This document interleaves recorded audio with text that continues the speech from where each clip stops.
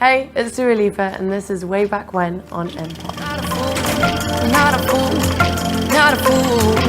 No, you're not fooling anyone. Oh, but when you're gone, when you're gone, when you're gone, oh, baby, all the lights go out.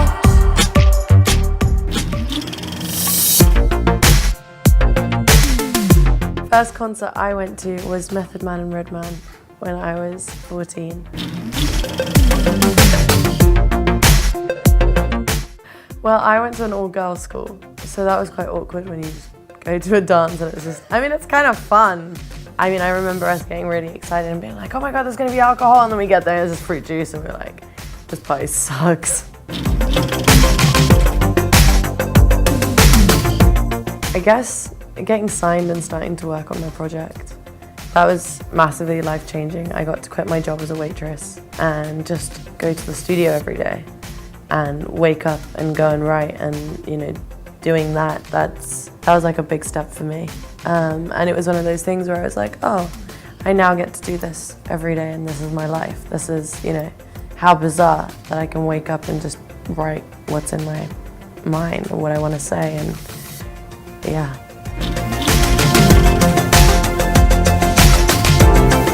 I wrote this song for a friend of mine, which won't be on the album, but I released it online just for my fans, just to kind of have it. And the song's called For Julian. And it was, well, he was kind of going through a hard time, and I guess all the lyrics in that song were quite personal to me, and it's some of my best poetic work, if I can say that, without trying to blow my own trumpet. You know, I love this one line that's like, one can drown alone, but we can swim together.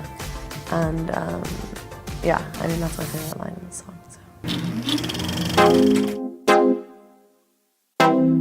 So. First time I got drunk, I was probably 16. And it was a year in after I just like kind of moved away from home. And I decided to go out partying in Camden with my friends from theatre school. And we couldn't get in anywhere because we didn't have ID.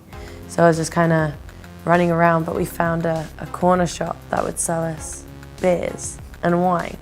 And we just decided to just walk up and down, because like all the pubs outside in Camden, people were still standing outside and drinking, so we'd pretend that we would just like mingle, but we'd have our own beers. We're like, yeah, we're so grown up, we're like hanging out in all these bars, but we weren't actually let in.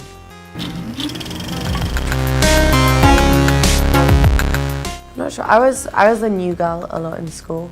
You know, I moved from, you know, at the age of 11, I moved back to Kosovo and kind of tried to get involved in like, you know, friendship groups that people had already formed after being in school together, and that can be quite daunting and scary, I guess, as a child, is kind of not being accepted or not really finding the right friendship group, or not, I don't know, it's just like kiddie things. And then when I moved back to London at 15, I went back to school, and again, it was the same thing. It was like, oh, who am I going to make friends with? How's I going to... and eventually you find the right people. I've always been quite like outgoing and confident, but people, you know, once girls kind of create their own groups, it's kind of, that's it, it's that bond.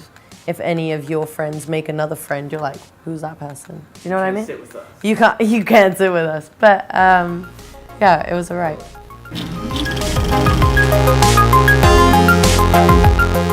Nelly Furtado. I'm obsessed with her. I love her. Her first album, I listened to it on repeat. Like when I was, I guess, going into year one, so around maybe 6 years old, when her first album came out. And I guess I just listened to it over and over again because I liked the sound of it, and I liked just singing along to it, even though I probably was saying most of the lyrics wrong. But as I grew older, I started listening to the album more, and the lyrics started making more sense, and it just became one of my favorite albums, and it's one of those albums that I always go back to, and it's just an album that's really inspired me. And alongside the Whoa Nelly album, Pink, Misunderstood is a big one for me as well.